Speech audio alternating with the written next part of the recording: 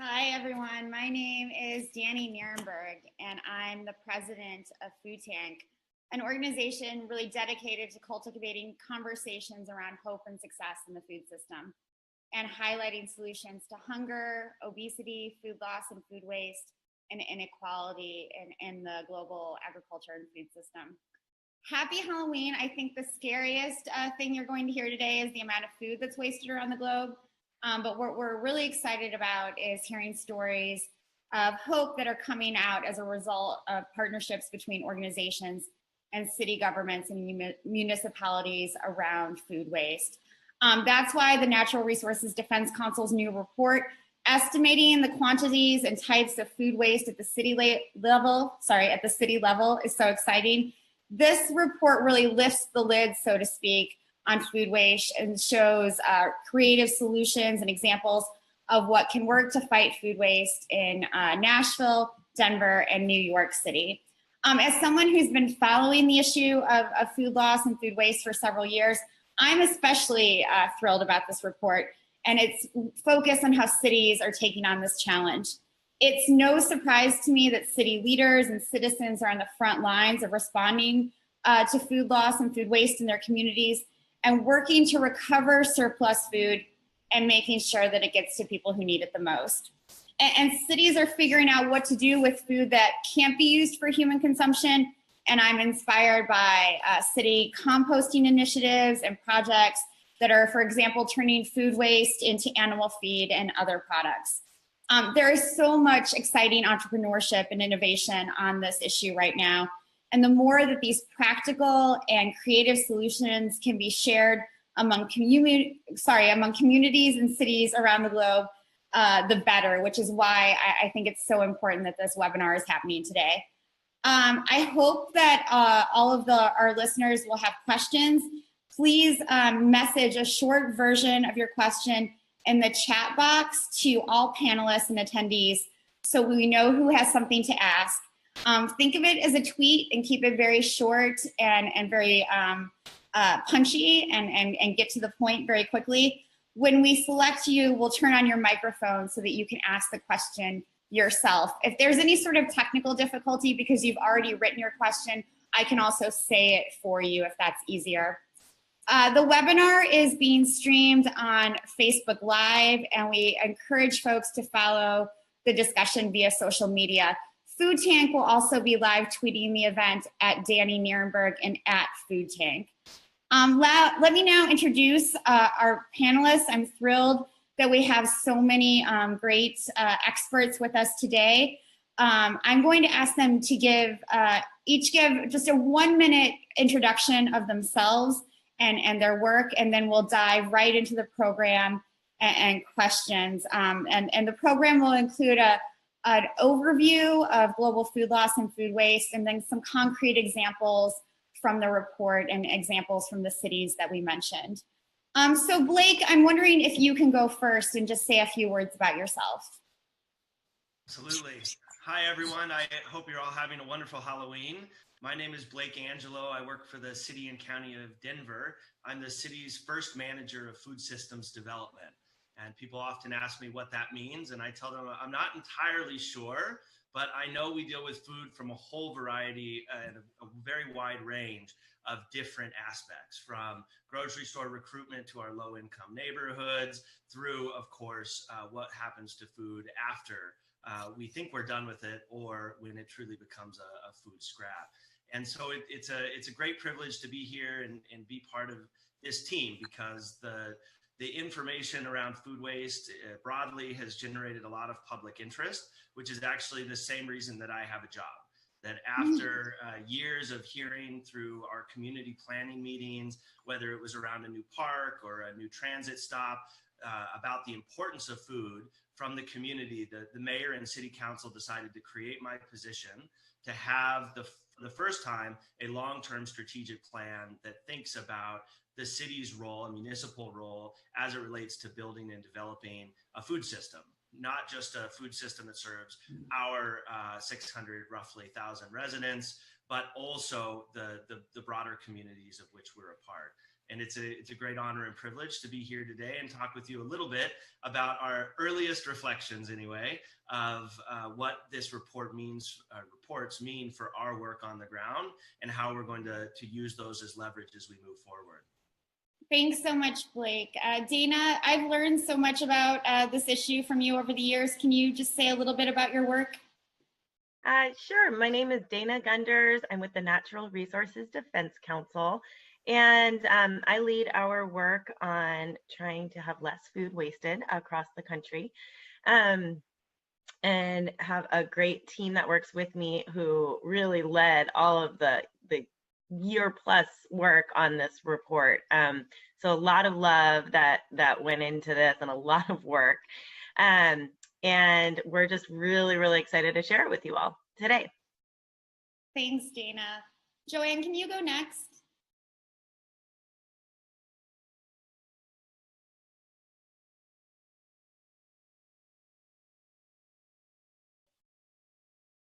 Well, we can't hear JoAnne, so I'm just going to, Devon, can you please go next? Sure. Good morning, everyone. Hello from New York. My name is Devon Keitel, and I lead our food strategy work here at the Rockefeller Foundation, and that includes our YieldWise initiative, which is our commitment to cut food loss and waste around the world in half. I'm going to talk a little bit more about that in just a minute, but I really just wanted to take this opportunity to thank all of our partners that are on the webinar today. Danny and Food Tank, who's been a great partner on this issue, for moderating, Dana and the whole team at NRDC for being incredible partners on this work, which, as Dana says, has been sort of a labor of love for years.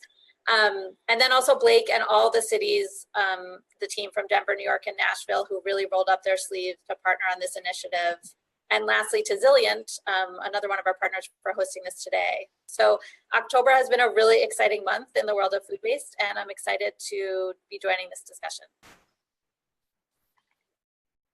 Great, thank you so much. I think we'll give Darby and JoAnne a chance to introduce themselves later. Right now, I think it would be great if we could dive right into the discussion.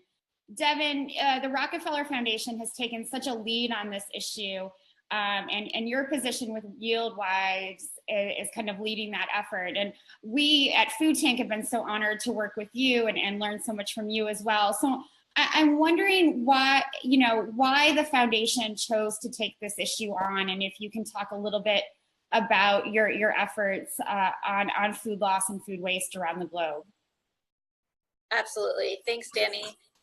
So the Rockefeller Foundation started looking into the issue of food waste almost 5 years ago. And frankly, at that point, we weren't sure that others were going to share our sort of passion and commitment to this issue.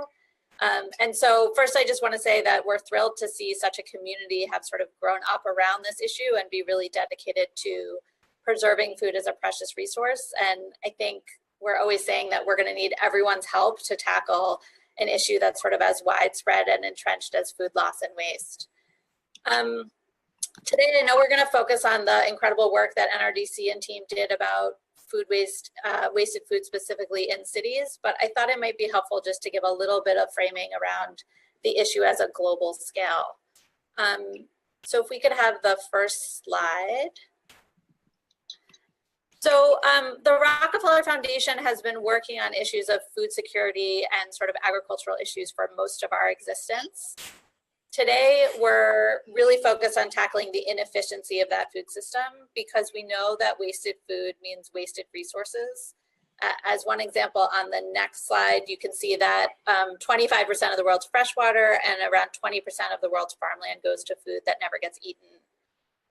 Globally, we know that a third of the food we produce never makes it to people's stomachs, and that number can be even higher in certain parts of the world, including parts of Africa where up to half of food grown never makes it to market.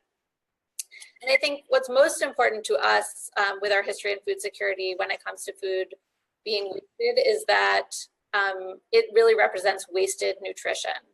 And we're seeing, at the same time that we're seeing so much food go to waste around the world, we're also seeing the number of hungry people globally on the rise for the first time in a decade. So we're now up to 815 million people around the world that are undernourished. And I think the latest number is around 2 billion that suffer from some form of malnutrition. So in the context of this really tragic sort of contradiction where we're wasting resources and wasting food, and at the same time we're continuing to face entrenched food insecurity, we feel really strongly that if we hope to sustainably nourish the world without breaking the back of the planet, we have to start eating more of what we grow, harvest, and produce. The good news is, as I think Dana mentioned at the beginning of this call, we know that we can succeed, and we've seen so many solutions that attack both wasted food and the sort of wasted resources and wasted nutrition that goes along with it. So we launched an initiative called YieldWise about 2 years ago. It represents our $130 million commitment to working on this issue around the world. And we realized at that point that we needed to look across the global food system and really identify where the biggest losses occur and try to provide incentives for others to sort of join us in attacking this problem at the root. So we're doing that in two main ways. We're working in 3 countries in sub-Saharan Africa where our focus is on reducing post-harvest losses. And I'll just talk about that briefly. And then we're working to reduce wasted food here in the US and in other developed markets. We could go to the next slide. So specifically in Africa, much of the problem of food loss and waste is what we call post-harvest loss, which occurs between farm and market. And often that's due to a lack of infrastructure around storage and processing, or a lack of sort of functioning market links. And so here we're working specifically with smallholder farmers to address this issue. We're providing them with fairly simple post-harvest management technologies, which can include sort of pest-proof breathable bags or simple on-farm processing. We're training and aggregating farmers to ensure that they have better access to large-scale storage and processing facilities. We're connecting them with buyers so that they have a market to offload their product, and then we're providing them with capital and financing. And we're really excited to say that jointly with our partners, so far we've aggregated over 100,000 farmers in Kenya, Tanzania, and Nigeria who have been able to market over 90,000 metric tons of food that would otherwise have been lost. And our hope is that ultimately these changes will improve farmer incomes, boost food security, and better utilize precious resources. Next slide. Looking here in the US, we're really focused on preventing wasted food, which tends to occur sort of later in the supply chain at the businesses or consumer level. And in the United States, we still have more than 41 million people that lack consistent access to adequate food, including 1 in 5 children. And yet, despite this sort of persistent national problem of food insecurity, we still waste a tremendous amount of food. So 40% of the food produced is wasted every year. And this in turn wastes water, land, and resources, as you can see here on the slide. And in some ways, the sort of final tragedy is that instead of feeding people, this food ends up in landfills where it generates methane, which is a greenhouse gas up to 86 times more potent than carbon dioxide. But again, I think we feel really optimistic that we have reasons to be hopeful. Redistributing just 30% of what we currently discard would be enough food to meet the total dietary needs of 49 million Americans. So we know if we tackle this issue, we can have really significant impacts across the board. Finally, here at Rockefeller, we know that the amount of food wasted around the world is the result of lots of individual decisions and practices all along the supply chain. And so we're working with businesses like hotels to prevent overproduction and reduce the sort of surplus food in their operations. We're supporting food recovery and rescue leaders, including those that I know JoAnne and others worked with on this project, to think about how they can innovate to deliver even more nourishing food to their clients.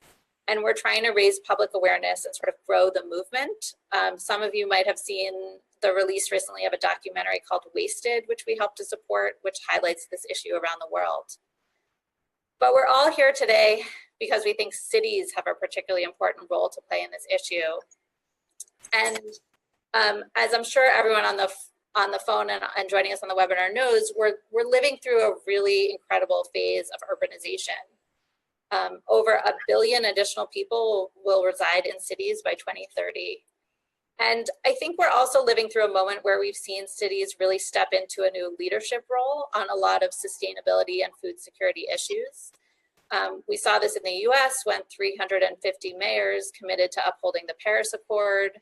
We also saw it in 2015 when almost 160 cities signed the Milan Urban Food Policy Pact and sort of dedicated themselves to improving sustainable food systems. When it comes to wasted food, we know that cities are significant contributors to the problem, but I think we also know that they're uniquely positioned and increasingly eager to really tackle this problem and implement solutions. I'm sure Blake will speak to this, but we talk to a lot of cities who are seeking strategies to source and redistribute healthy, wholesome food to their residents.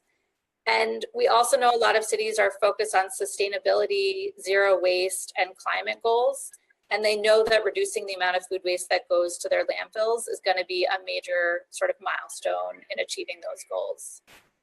So that's why we're so excited to support NRDC on this research. I think we feel like it really leverages a moment we're having around cities and is an important contribution to addressing this issue at a global scale. When we first launched YieldWise, we've heard from a ton of municipal leaders that they wanted to better understand the wasted food that was occurring in their cities and understand how they might have opportunities to solve that issue. And so by examining not only where and how wasted food happens in cities, but also how we can ramp up food rescue, and really by developing a methodology that other cities can take up and scale, we feel like these reports represent a huge contribution in this space, and we're really excited for them not only to provide value to New York, Nashville, and Denver, but also we hope to cities all around the world. Thanks, Danny. Thanks so much, Devon. I really like how you frame this, giving both the international and domestic side, as well as highlighting how this is, it's not just an environmental issue, it's also a social and economic one. And really how solvable it is, and sort of, highlighting what's already being done and what's possible. Dana, I'd now like to give you a chance to really dive into the new report and give us some specific findings and really dig into that data a little bit. I think there's so much, just taking a brief look at it, there's so much new and cool information about what cities are doing. And I'd personally love to hear more. And I know that's why everyone is on this webinar to hear about some of that data and what the findings were. Thanks, Danny. Yeah, happy to. And I'll just start by saying that, in the years I've been working on this issue, it's been so frustrating to try to operate and find solutions that work without enough data. And I think, as time has gone on, there's more and more research, and that's exciting. And it's still frustrating because we're still just at the very beginning of trying to understand this issue and answer basic questions like, why are people throwing food out in their homes? And what are the biggest, who are the biggest generators of wasted food within cities? And where are the opportunities to actually rescue more of that? Are there opportunities? How much of the food that could be donated is being donated? And that's just the tip of the iceberg in terms of some of the questions, some of the really basic questions that still exist. And so when we launched this research, we were really just trying to start to add to the very limited body of data that's out there currently on this topic. And excuse me, just take advantage of these cities who are willing to participate with us to understand it within those bounds. Because when we looked at trying to understand this problem on a broader level, it really is overwhelming. And we thought, well, let's just try it, taking 1 or 2 or 3, as it turned out, cities and looking at within their borders, what can we learn that actually could be helpful when trying to address the problem and really looking at solutions. And that was sort of the genesis of this research. So I don't know if you can put the slides up.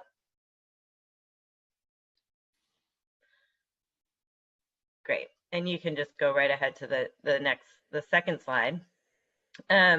So what we wound up with were 3 different, kind of this suite of research that we just released last week. And we have fondly been calling these, they have much longer, more academic names, but we've fondly been calling them the baseline report, the rescue report, and our case studies that go with it. The baseline, and we'll talk about these today.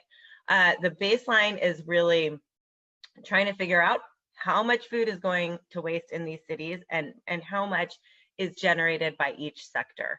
And just to note that when I use the term food waste, and when you see us use the term food waste, that we're talking about all of the food, it's edible parts and inedible parts that's really getting generated.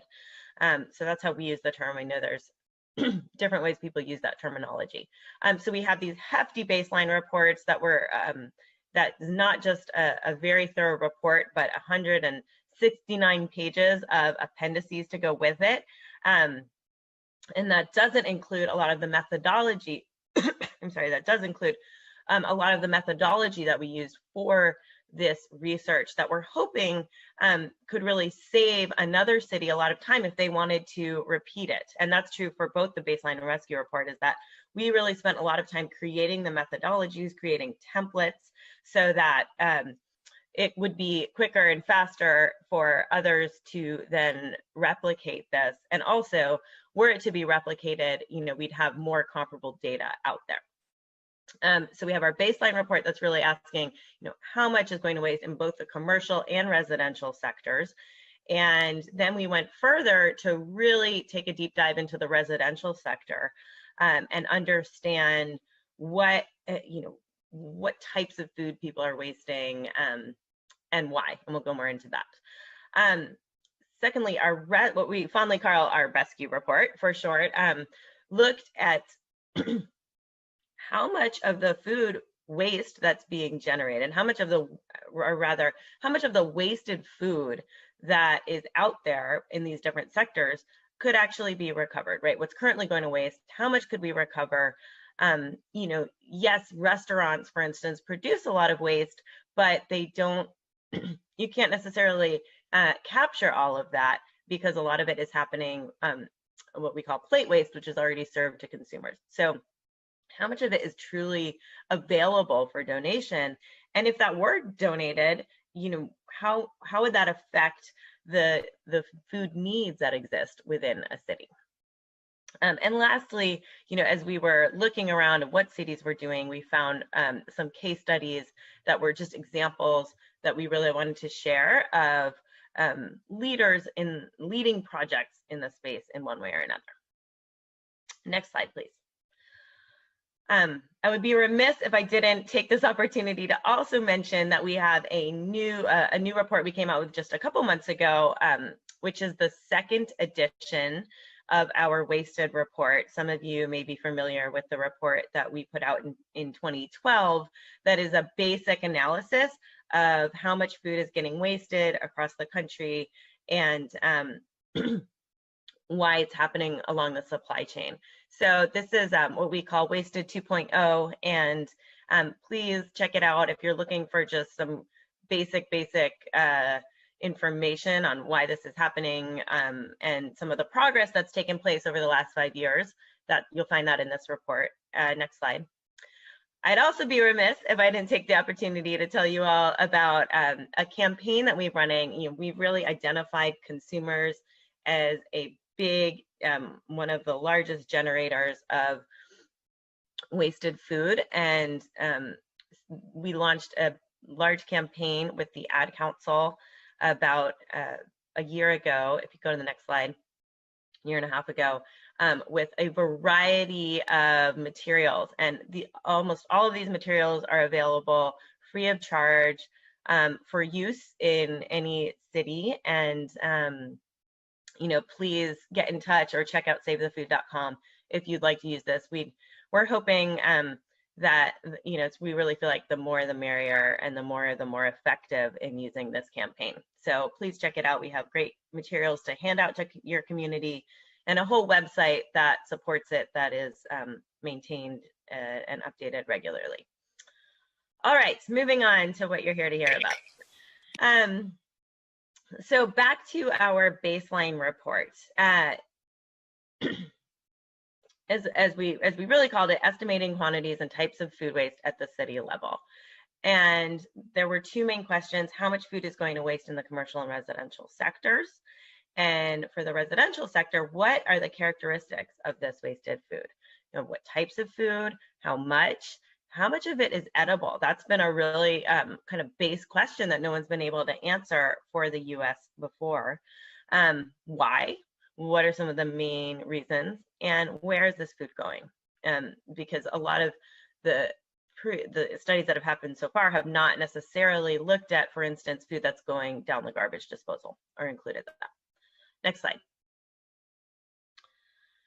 So some top line information here. And I just want to emphasize before we go into the results that there is so much more in these reports than we're able to cover in the 10 minutes I was given today. So please go check them out.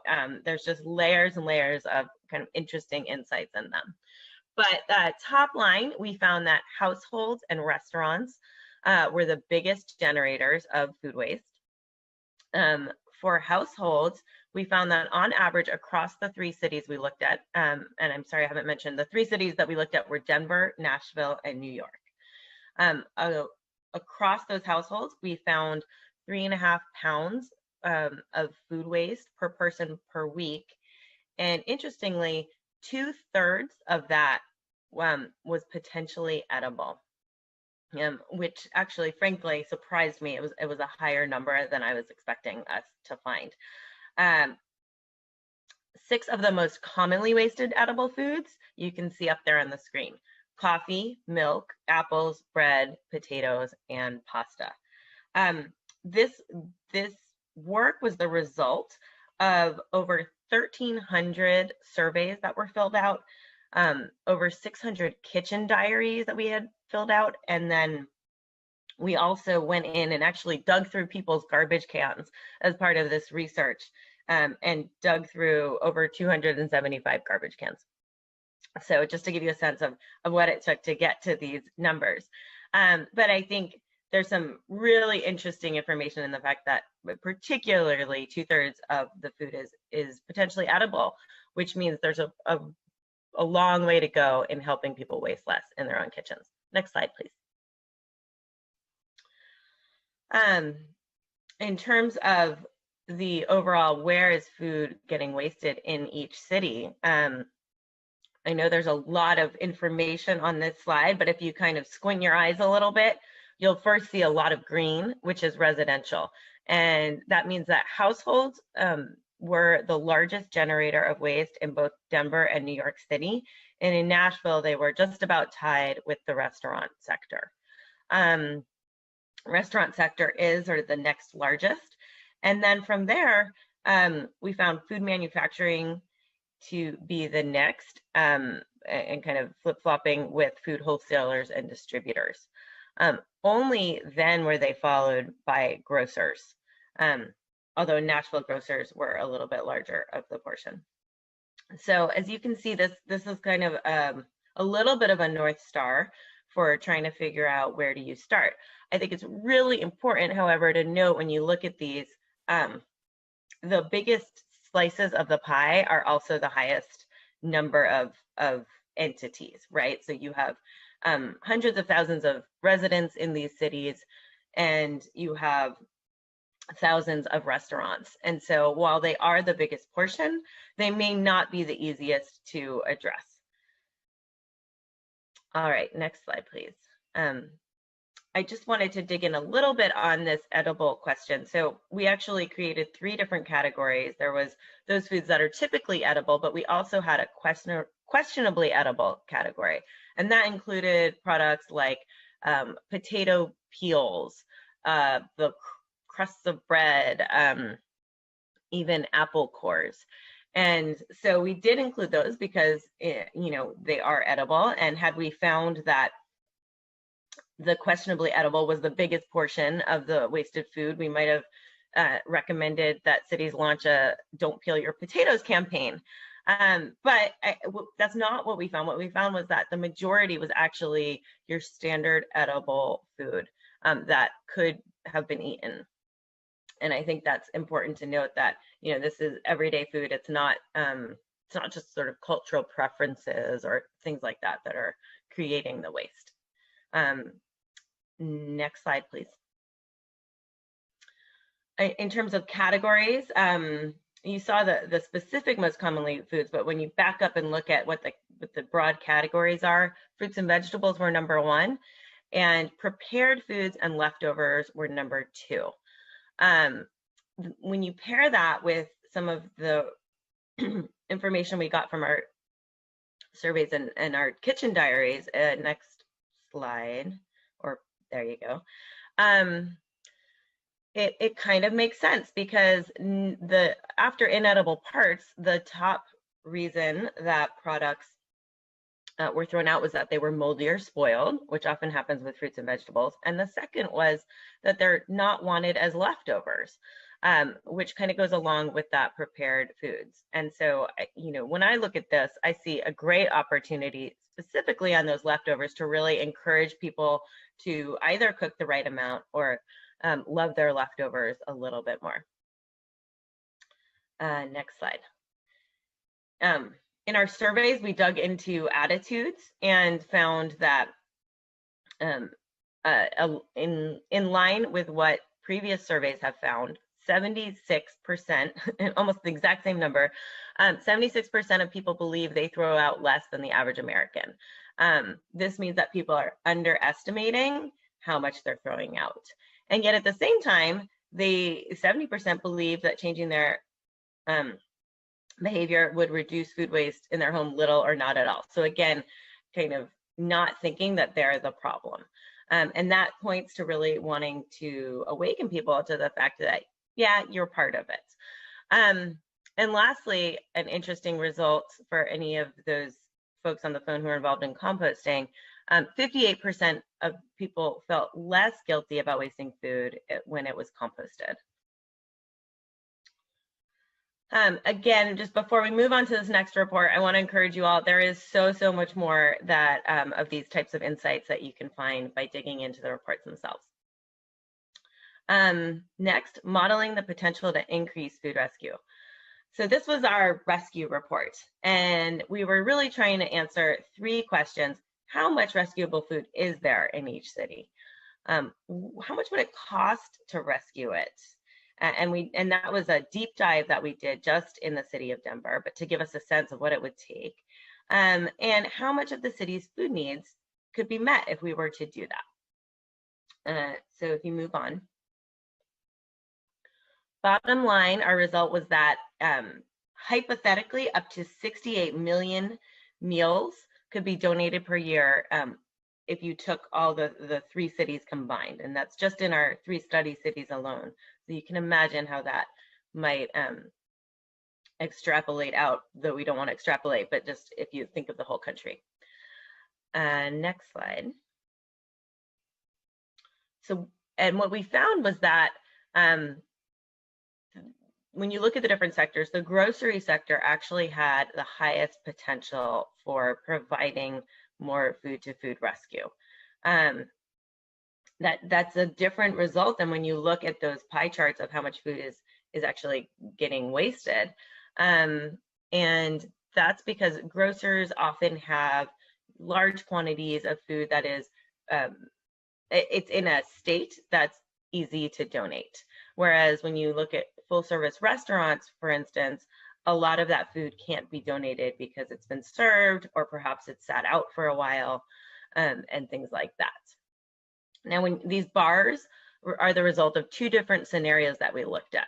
So in one, the orange dot represents a maximum scenario, and that means that if every institution of that kind were to donate at their maximum potential, that's how much food would be rescued. The green dot is a little bit more of what we called our ambitious scenario, still ambitious, but more realistic assumptions behind it.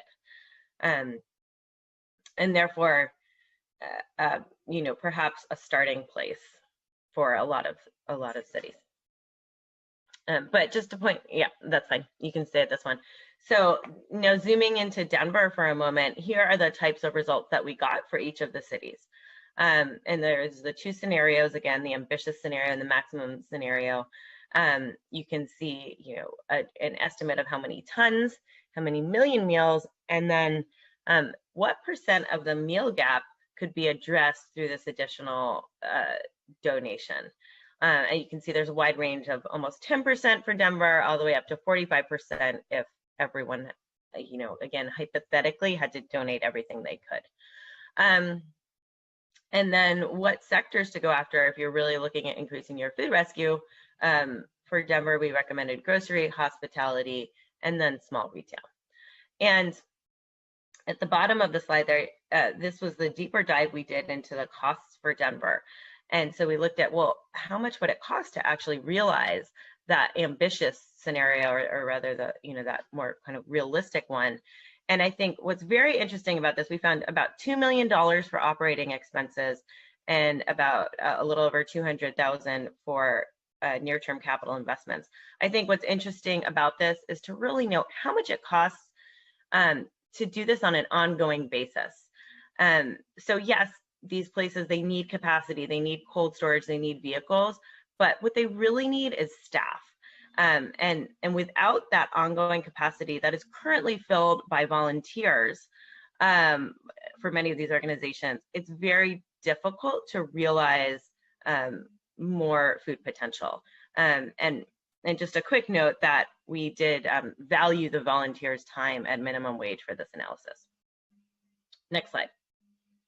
Lastly, I just want to mention the case studies that we did. There's a lot of detailed information for each of these projects that really go into, as much as we could, information that we think will help people both sell the ideas and implement them. And it's everything from the Daily Table project in Boston, where they're accepting donated food and then creating a supermarket model with that, to Drexel Food Lab, where they're actually developing in partnership with retail and recipient agencies, developing recipes that really maximize the use of donated food, to places like San Francisco and Vermont, where they have used policy to create mandatory food recycling. So I will stop there and pass it on to Blake so we can hear a little bit about how Denver is finding this information. Awesome. Thank you so much. And go ahead and pull up my slides if you don't mind. Well, for those of you who missed my introduction earlier, my name is Blake Angelo. I'm the City and County of Denver's first manager of food systems development, a position that was created out of really the public interest in our municipality taking a more active role as it relates to food. And one of the first projects that I was tasked with was the creation of a long-term strategic plan for foods. You can go to the next slide, please. And what we did in order to develop that long-term strategic plan, next slide, there it is, okay, is we first started with our own Denver food system baseline report. So I apologize for the similar nomenclature between our work, but we wanted to first understand what was happening in the city and county of Denver. We then embarked on an ambitious series of community and industry engagement events. We hosted 11 community listening sessions across Denver's 11 city council districts in each of those neighborhood schools, rec centers, or comfortable places for the community to meet. And then we also hosted 11 different industry focus groups with different sectors of the food system, from producers to processors to grocery retailers to food pantries to urban agriculture educators, to understand what each of their unique industry needs were. We took the comments collected through those 22 engagement events and analyzed them, not in as much depth as the NRDC team might have, but by coding them with over 46,000 different subcodes to really understand what the community and industry wanted, what their vision was. We then took that draft vision back out to the community for their feedback And we heard comprehensively that, in fact, 94% of people who participated in the feedback round said that this was the right vision for Denver. So we feel really strong that, that this is the right next step for us. So please go to the next slide. And what I want to highlight here is that the vision they came out with was a food system that helps create and sustain a more inclusive, healthy, vibrant, and resilient Denver. And when you think about those sort of focus areas of the vision, you can understand where food waste, where food rescue, where food recovery, where the proper and judicious use of our natural resources all start to contribute and align with this vision. But there are some specific areas that are more aligned than others. I would point out to you, just as an understanding of the Denver food vision, for those of you who've worked on similar plans, is that we have 12 high-level priorities that fall into those 4 focus areas, 12 winnable goals that provide us an empirical numeric guidepost, a kind of a ruler that builds off our baseline report and trend data that we've collected, and helps us forecast forward what would be our own sort of somewhere between an ambitious and a maximum scenario for improving our local and regional food system. And then we've articulated 59 strategies that are critical roles the city and the city in partnership with industry and others can implement over the coming years. The rough timeline for our winnable goals and for the vision as a whole is the year 2030. Okay, we'll go to the next slide and talk a little bit more about how the Denver food vision, again, this is information that really came from the community and industry, highlighted as one of its 12 priority areas, reducing the amount of food going to waste. So what I think is important from our perspective as we think about this is food waste is really on people's radars. It's also on businesses' radars as a key cost driver. And in a number of our kind of advocacy communities, they're thinking about food waste as a way to reach their goals. And again, depending on their orientation, they're going to see different aspects of the reports that were presented. I'll try to highlight those as we go through. Okay, next slide. So what the format for the next little bit here is I'm going to show you again some of the data that NRDC prepared, and then talk about how we're going to use it, how it's aligned with our efforts. So on the left-hand side of this slide, you'll see again from the other baseline report, the NRDC baseline report, where food waste is generated across the city and county of Denver in that middle pie chart there. And you'll note that the green 41% and the blue right under it 25%, restaurants and caterers, gives us a really good sense of where the volume is coming from.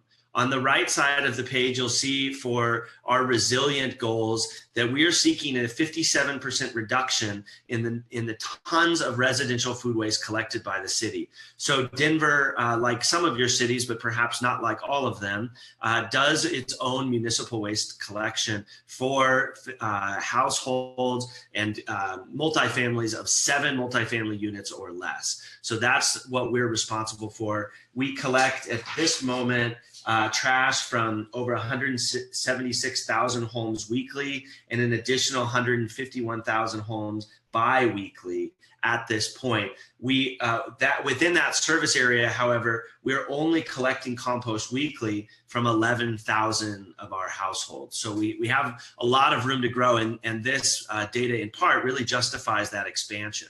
So we'll go to the next slide here, and I'll show you a little bit of the information that we've collected through our own audits of our trash stream here in the city and county of Denver. And we are also, I'll note just for those of you who work in a municipal context, we're fortunate in most regards to be an integrated city and county. So we have one mayor and one city council that's responsible for the combined jurisdiction.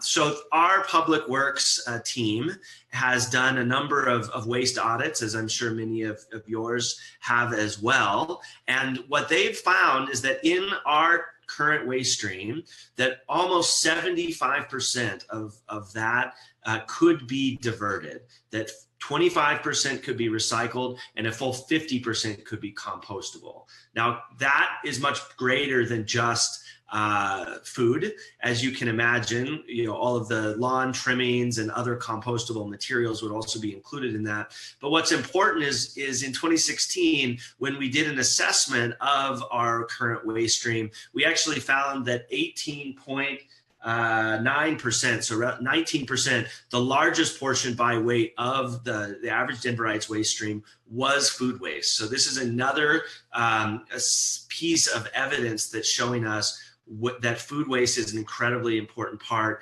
of reducing and diverting our total haul weights. What I also want to share with you is the pie chart on this page, which shows the results of our most recent diversion exercise to see, okay, within the city and county of Denver, how are we doing? If 75% could be diverted to recycling and compost, where are we?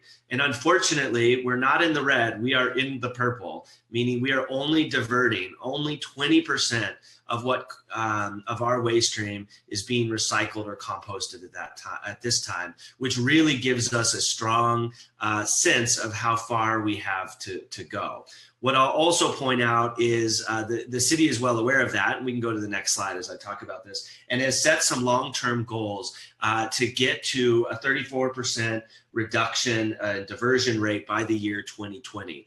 And that's only going to be possible and has only been enabled through supportive finance and policy. So I want to talk first and foremost about the role of our city council. Our city council has understood the importance of addressing wasted food and food scraps as part of reducing our haul rates and increasing our diversion rates. And earlier this year, invested an additional $1.1 million to add 2 new composting routes to the city, with a goal of rolling out a phase 2 of our expansion. So we've just started piloting our composting. We've now done a phase 1 expansion. This winter we'll be doing a phase 2 expansion and are really working to expand our services all across the city. Right now we're still only in some target neighborhoods. What I think is also really important is that City Council has worked with the Mayor's office to continue to set aggressive policy goals, including that 34% diversion rate that I talked about, but also to work with our Food Policy Council. So many of you may have food policy councils. Ours is a mayoral commission, so it's a board and commission of the city appointed by the mayor, and that group is actively seeking opportunities to promote true citywide composting and other hauling programs that are going to be informed by this research and data.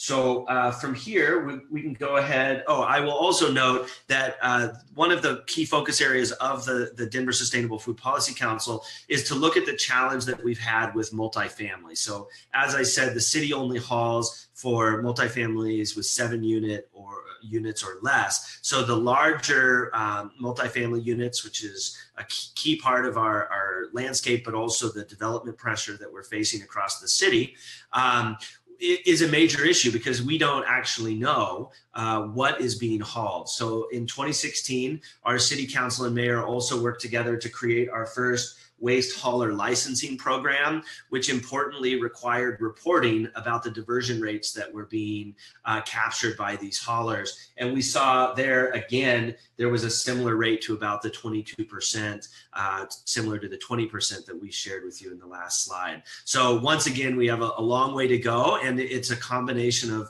policy, finance, and backed, of course, by rigorous research that's going to really help us target our approaches. So we'll go to the next slide and we'll talk about one of our the ways that we're thinking about targeting our approach through consumer education. So Dana talked a little bit about the Save the Food campaign, and I will talk a little bit about how we are thinking about using that to empower our resident and business community to take action.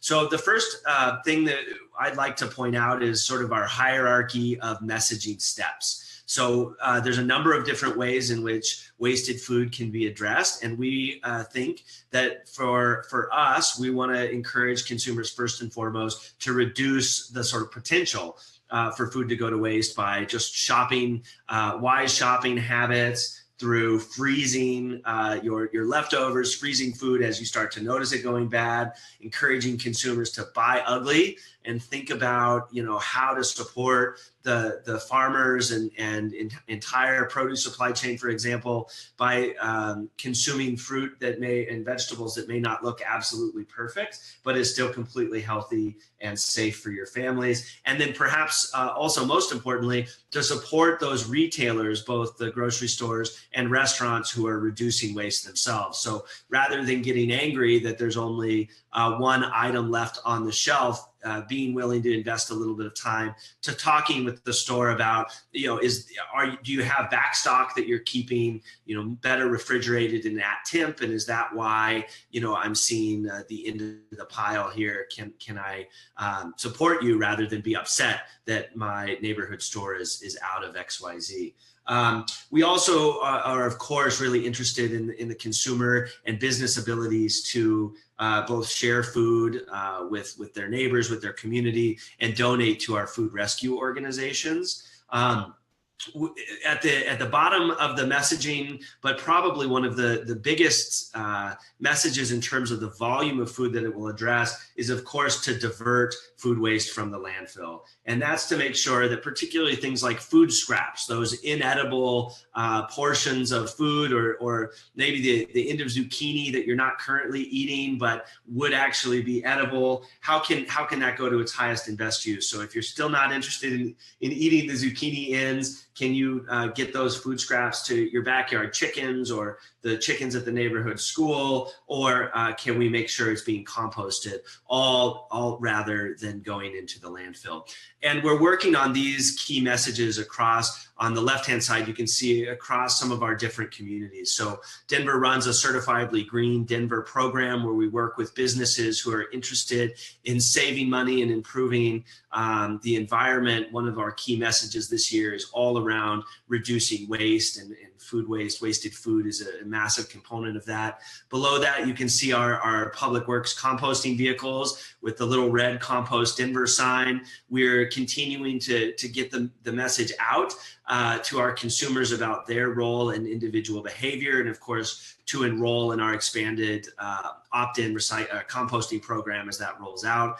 And then Love This Place is our Denver Office of Sustainability's campaign, which this year we've included wasted food as a major part of our annual summit, and one of 6 wicked problems that they've identified that the city and the municipality and our partners have an active role in addressing. And so I think this speaks to our need to work across many different silos, but also the fact that we have these remarkable Save the Food campaign assets that we're taking not just internal to the city, but also through a poster flyer campaign throughout our community partners, including the schools and other local food organizations. We'll go to the next slide. I'll try to keep moving here so that you all have a chance to ask questions.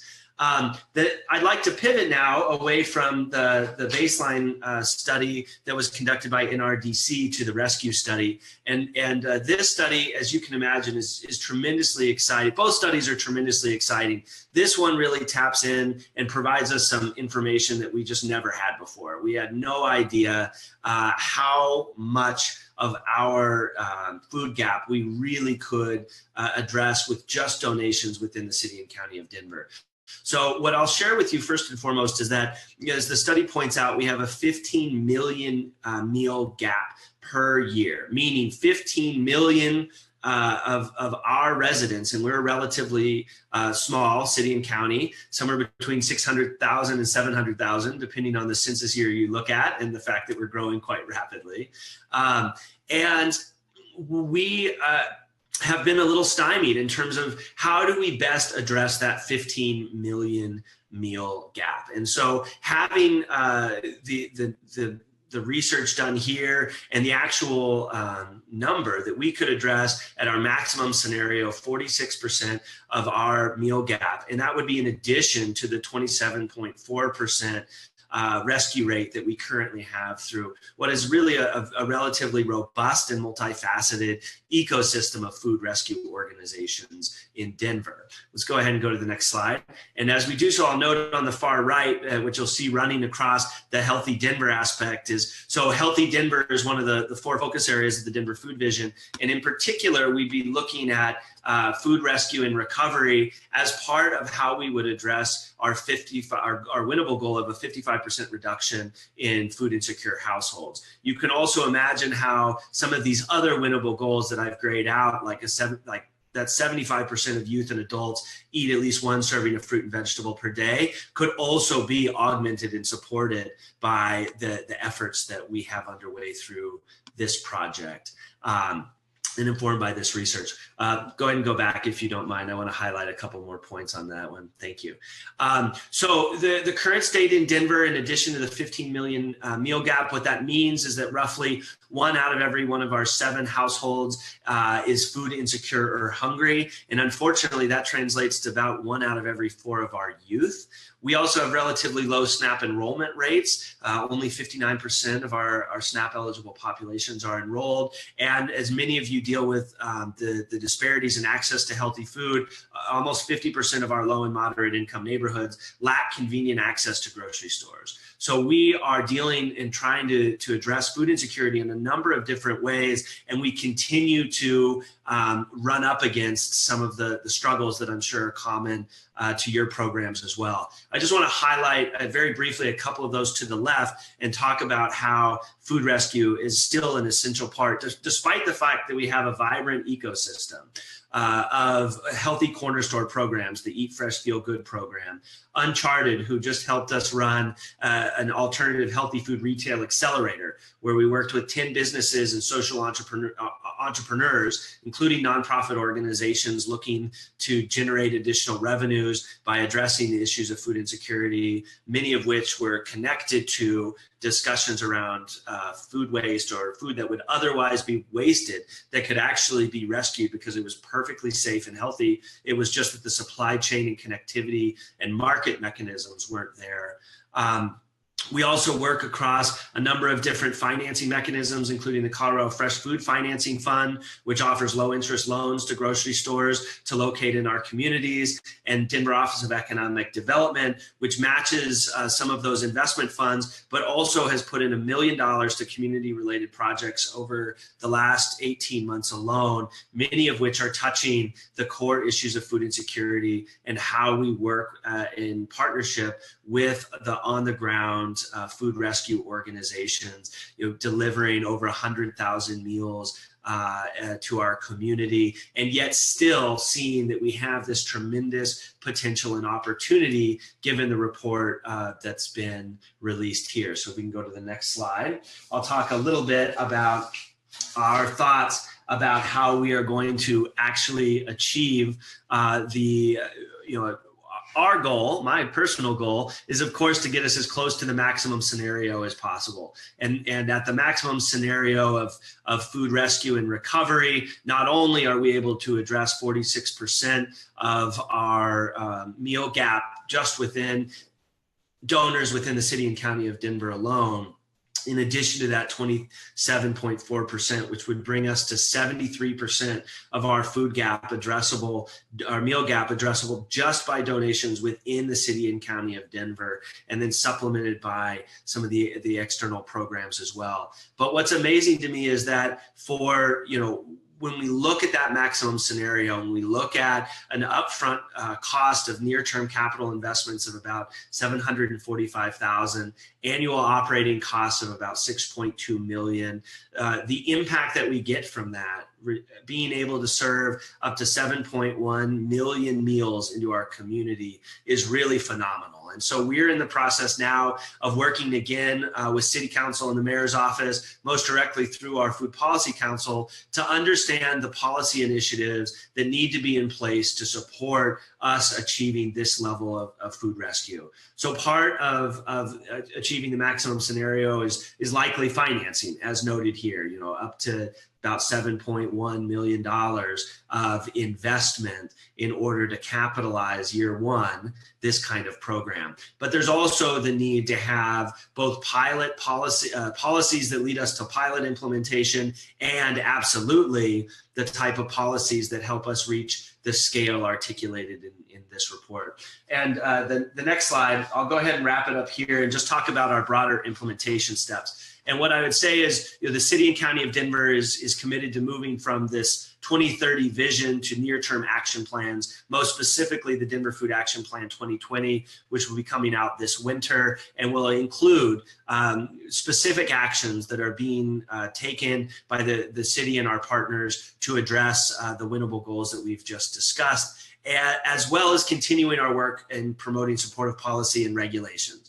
We know that some of the issues around food donation are a perception of regulatory barriers that doesn't in all cases exist. And so there's an importance for us to both look at where policy and regulations need to be amended or reduced, or simply clarified for those in the field.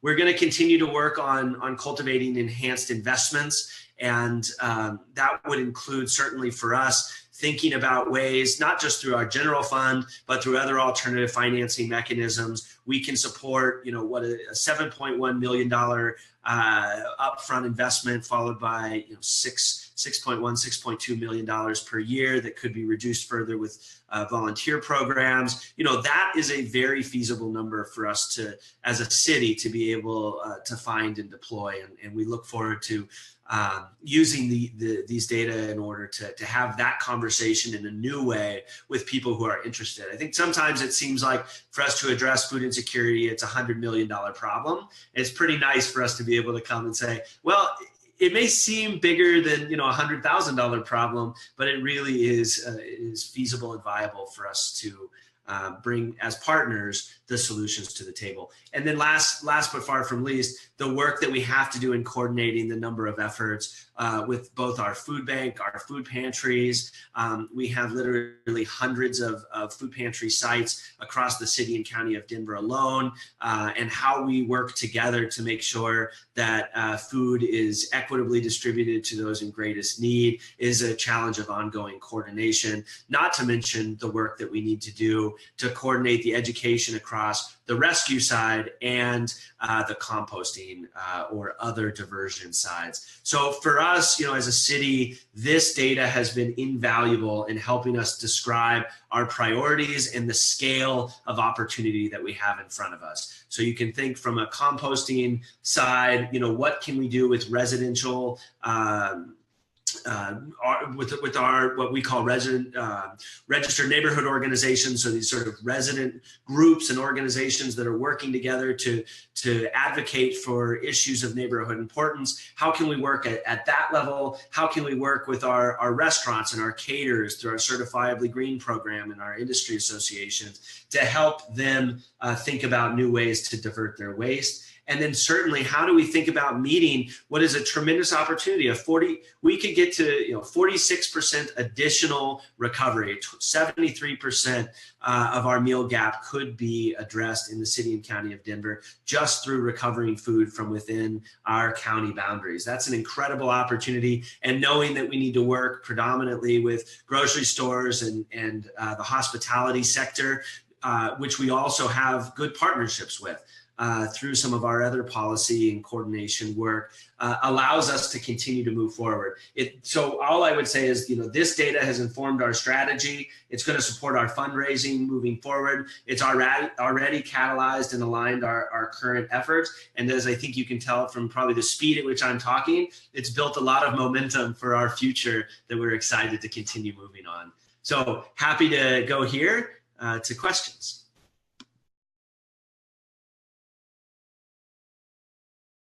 Tries to really communicate these issues through Food Tank. I'm not sure who heard me. So again, thank you, Blake and Dana. I'm so excited about having these examples and the data as someone who tries to communicate these issues through Food Tank.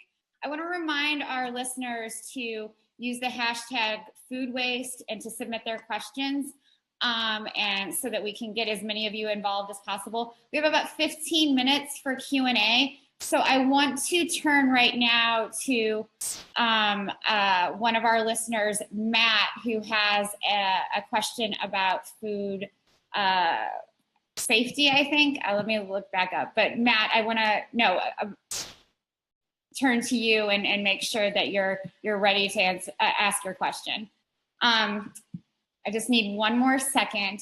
I think Matt's question is about food rescue and what causes increased source reduction. So we're about to turn to him. But I want to thank our panelists again. I think this has been a really rich discussion. There's obviously a lot to say about the reports and the examples that have been discussed today. So are we ready to turn to Matt? Sure. So the question was related to, with increased food rescue, that's often accompanied by more source reduction because people begin to track their waste. And I was just curious if this was incorporated and how it impacted the study or yeah, thoughts on that. Well, you can yeah, well, I first will start by saying I was completely remiss to not at the beginning of my presentation introduce our two experts who we have on the line here with us, JoAnne Berkenkamp, who did our rescue report, and Darby Hoover, who did our baseline report. So JoAnne, would you like to answer that? Sure. Hi, everyone. So this is a great question about the interplay between prevention and rescue. And, you know, in our rescue analysis, we didn't have a way to sort of look outward and see what the impact of increased prevention efforts might be on our data. But one thing I would observe is it seems like when businesses rescue and donate more, it also prompts them to do more with prevention. And when they start preventing, they're also starting to think more about prevention. So like wherever that starting point is, it's a good thing. So I look forward to more retailers in particular really looking at how to prevent food proactively. But I think we'll also see more engage in donation, and both of those things are good. And they do seem to kind of support one another, actually. Great. Does anyone else have anything to add? Danny, this is Devon. I just wanted to quickly add that I think that that's also true largely of measurement and really like most actions that organizations take around either tracking, measuring, separating, or donated either surplus food or food scraps tends to raise awareness amongst that institution, and we find that generally the amount of wasted food goes down just from taking any of those actions. So I think one thing I just want to say to everyone listening today is to think about what's one thing you can do to raise that awareness in your organization, whether it is donating or even just measuring and separating your wasted food. Great, thank you. The next question I want to pose is from one of our listeners, Claire, and she is interested in talking a little bit about architecture and how different physical infrastructure impacts the amount of wasted food and what can be improved in buildings and city infrastructure to prevent food waste. So I think I just want to open that up to all of you.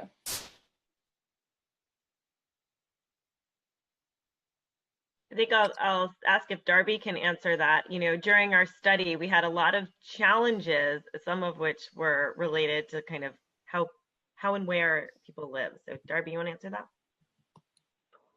Yeah, I think what we noticed, especially in the commercial aspect of our study, is that there are a number of ways that architecture can directly impact how people handle food waste. For one thing, when we were working with restaurants, even just trying to set up a time where we could go and check in with the restaurants we were collecting waste samples from to sort, sometimes required access to loading docks and other kinds of infrastructure that looked a little challenging just from our one-time pickup.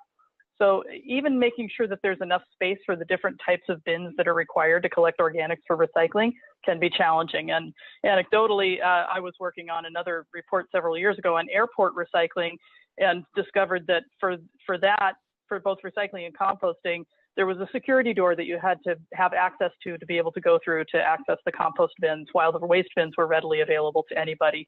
So ensuring that that kind of infrastructure is built in is key. And if we want folks to be able to track what they're doing and measuring, we sometimes have to provide room for that as well. So all of those things can really impact and can be made as decisions in the architectural process to help facilitate organics recycling and other types of awareness around how much wasted food is generated.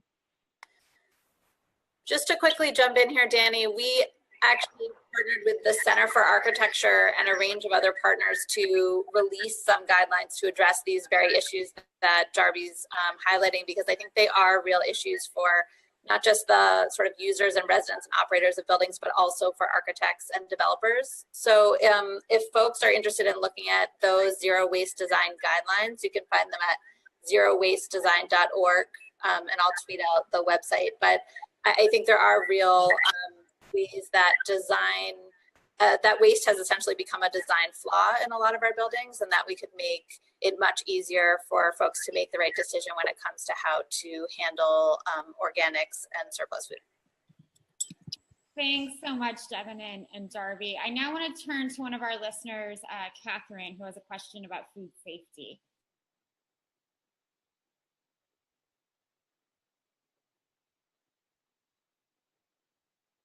I can go ahead and ask it for her. So Catherine wants to know, how are food safety risks with rescue and recovery taken into consideration? How do you ensure that food is safe?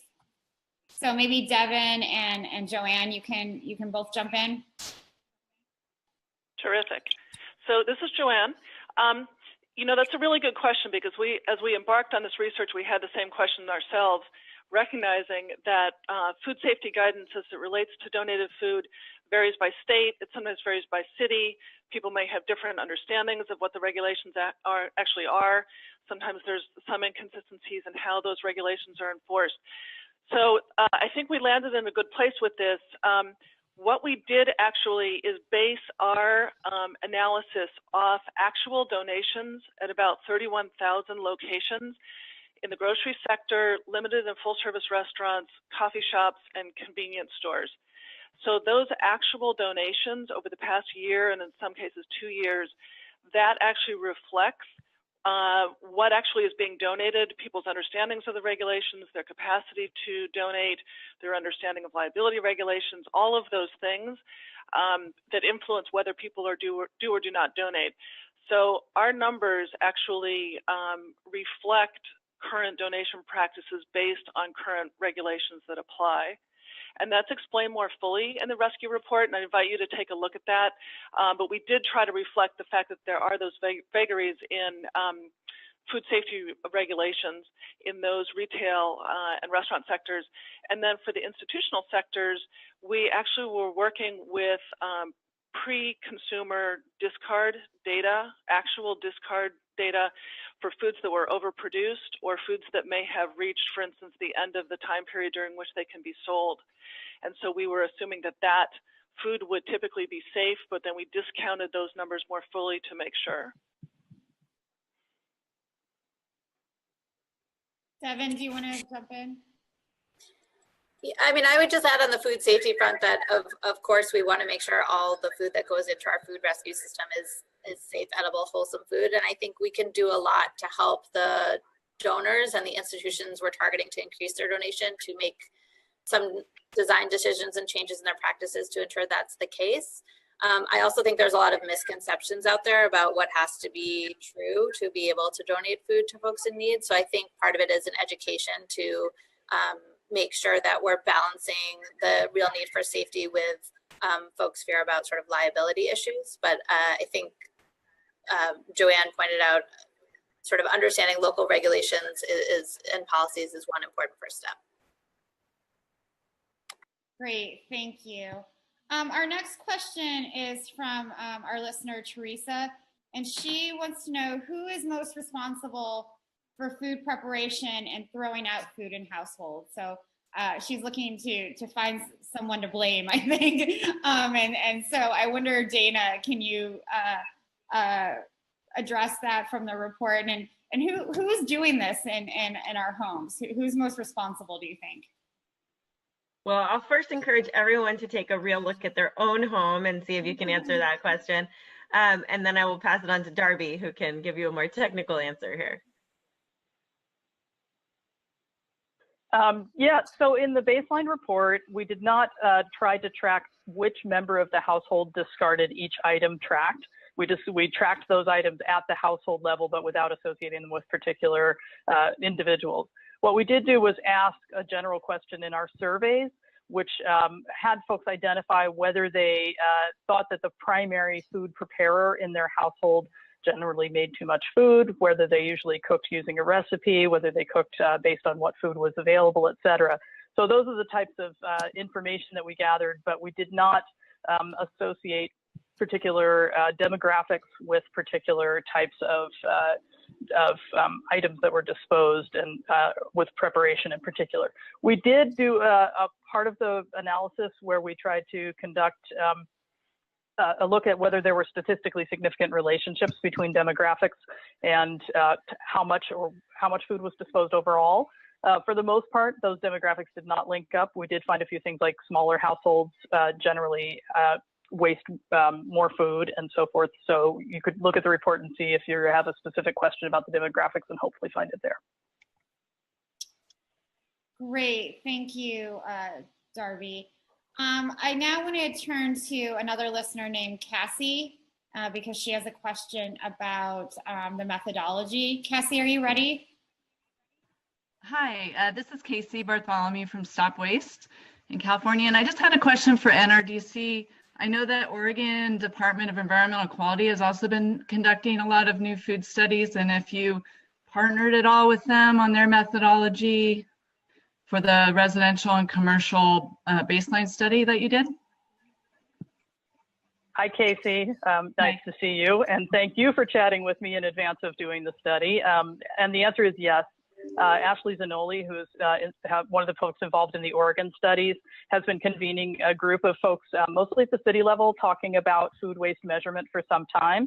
I did start to coordinate with them before conducting the study and developing the methodologies, and I have been coordinating with Ashley and others around the Oregon study in particular. And I'll also note that Laura Moreno, who is one of the lead researchers on the NRDC study, also has been working on the Oregon study. So we have been sharing templates and strategies throughout. And I would just add that, or echo again, that all of the methodologies and templates that we created for this report are available should others want to participate in doing something like that in their city. And we certainly encourage that for that very reason, Casey, that we're trying to have things be as similar and therefore comparable as possible. I think the only way we're really going to start to understand this problem at scale across the country is to do kind of these replicable studies in different areas, because a national study of this kind just is not in the cards anytime soon. Thank you.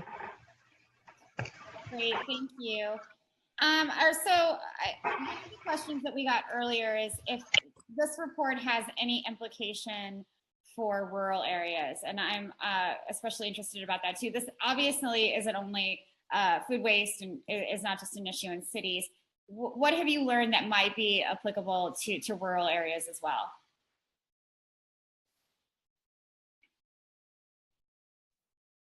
Well, this is JoAnne. I can take it relative to the rescue report.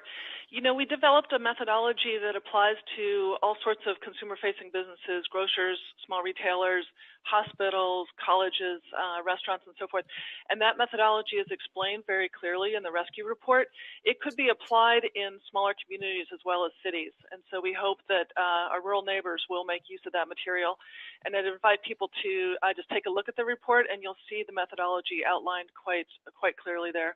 And people are certainly welcome to follow up with questions if they need more assistance with that. And I would just layer on that I think we don't know what we don't know, right? And so I think when you just stop and think about how people shop in rural areas or, manage their food for the course of the week, it does tend to be fairly different from that of cities. And so I think we need to be careful extrapolating from the residential findings we had in these 3 cities to rural conditions. And, you know, I would absolutely love to see a study like this replicated in a rural or suburban area or both, so that we could get a better understanding of sort of how things differ or are the same. Great, thank you. So I think we need to wrap up a little bit soon here. So I have one more question from Rich, and he wants to know how might one go about getting a city to replicate some of what you've done in Nashville, Denver, and New York City? Where is the funding available for this sort of work? I can jump in here. I don't know where the funding is available. We do have some ideas and can help talk through that with some folks on funding. I would note that what we've really tried to do, as Dana mentioned earlier, in both of these reports, is make our methods really clear and also available for others, so that there are templates and methodologies that are included in both reports. And our idea here, and NRDC has the ability to help folks walk through this, is that we are providing enough information that folks could conduct this kind of study themselves, at least a high-level estimate on some of the sector-based information. So we're really hoping that we do spark this interest and and that we've provided the tools that folks can do this with. And we're happy to, if you want to reach out to us directly, help folks walk through what some of those templates are and methodologies, and help guide this research in other cities. And I would just add, you know, we also tried to create a little bit of a shortcut for people to try to do back of envelope calculations. So if that is something you're interested in, please do get in touch and we'll see if we can be helpful with that. Great, thank you all so much. I want to give everyone just a minute or so to wrap up. I mean, I think, you know, this is such great information. We've heard a lot of exciting examples and case studies today, but I'm wondering if you could all just sort of give your, 30-second, what can people do in their own homes, in their own communities, in their own cities or suburbs or rural areas to, make a difference on food loss and food waste, food recovery in their own community. So Darby, can we start with you? Sure, trying to narrow this down a little bit. For me, it was really exciting to conduct this research and see both the wide variation in how people think about food and food waste issues, and also how there are so many similarities. And I think we've really seen some trends here that I'm hoping folks pick up on. For instance, the 76% of people who think that they are doing a better job on wasting food than the average person really points to the fact that people aren't as aware and really do need to be made more conscious around not only the fact that consumers contribute to wasted food, but that this isn't something that happens because of bad intentions. It happens from good intentions. It happens because people want to provide for their families. They want to provide a range of healthy options. They want to make sure people are, families and friends that get plenty to eat. So just making sure that folks realize that even these good intentions can lead to consequences that could be avoided with some preparation. Thanks, Darby. Blake, can you go next, please? Absolutely. I think if I was to ask participants on this webinar to do anything, it would be any one thing. It would be to be in touch with your policymakers and in communication and conversation about why this is an issue and how the municipal government or other governments that you're a part of have a role to play. That I think the fact that my job was created because the public was interested enough in food to justify a position and is a testament to how a lot of this work can continue to evolve as we as residents, as voters continue to ask those who elect into office to be thoughtful about these issues and to help us derive that kind of collective solution that, for example, compost infrastructure or food rescue infrastructure is going to require. Great, thank you so much. JoAnne, can you go next? Sure. I would say in the analysis of the potential to expand food rescue, one of the things that was so striking to us is the degree to which cities have the potential to meet more of the meal gap in their own communities. As Blake mentioned, we estimated about 46% more of the meal gap could be met in Denver. It was a similar number in Nashville. In New York City, it was about 23%. And I think that really highlights the importance not only of preventing food, but also making sure when you can't prevent it, that you do get that food to people in need. So it really paints a picture there of what's possible. We also put a price tag on what it would cost to do that, to rescue that food and then to distribute it to people in need through pantries and shelters and other environments. And we felt like that was really important because rescue does not come for free. So we hope that by putting a price tag on that, we can provide a bit of a reality check about the importance of investment in that sector and really shift some of the policy dialogue around what's needed to make that the potential impact in the community possible. Great, thank you. Devon, can you go next, please? Sure. I agree with what all the other panelists have said, and I guess I would just take this opportunity to highlight that I think this is a really amazing and rich data source on a problem that's getting a lot of attention right now, but where historically we haven't had great data. And so I would just encourage the cities and funders and other organizations on the phone to sort of spend time with the data and think about how we can respond to it and invest in it and sort of pay attention to the most critical aspects of this issue. And then for individuals listening, I think it's a similar request, which is, just spend 1 week sort of collecting data in your own homes, separate the excess food you're throwing out or put it aside for 1 week and just see how much that is. And I think it will really drive innovation and behavior change at an individual level as well as at a city level. Great, thank you. So Dana, can you wrap it all up for us and tell us where, you've been immersed in this for so long now. Can you tell us what we need to do? What's our call to action? Yeah, well, I think, when I first started working on this topic, I gained like 10 pounds because I felt like the way to solve it was to just eat everything or I saw potentially going to waste. And it turns out that doesn't work. So I don't recommend that. Rather, I think, we really need a mentality that accepts that this is a very big, hairy problem. And everyone is on this panel because they care about it and they want to do something about it. And I hope you can all just think of one thing to do. This is really a journey. I often think of it as a parallel to energy efficiency, which is a field that started over, active work on it started over 30 years ago, and it continues to be something people have to work on. So don't think that because your solution is not going to solve it all, that it's not worth doing. Let's just chip away, and every pound we save is a worthwhile endeavor. Great, that's awesome advice. I want to thank all of the panelists. This has been such a rich and informative discussion. I want to thank all of our listeners. For more information, I encourage you all to check out the NRDC website, nrdc.org. For more information about YieldWise, check out RockefellerFoundation.org. For more information about the report, Food Tank wrote an interesting article about it that's available at foodtank.com. And please, continue this discussion in your own communities. And thank you all again for participating.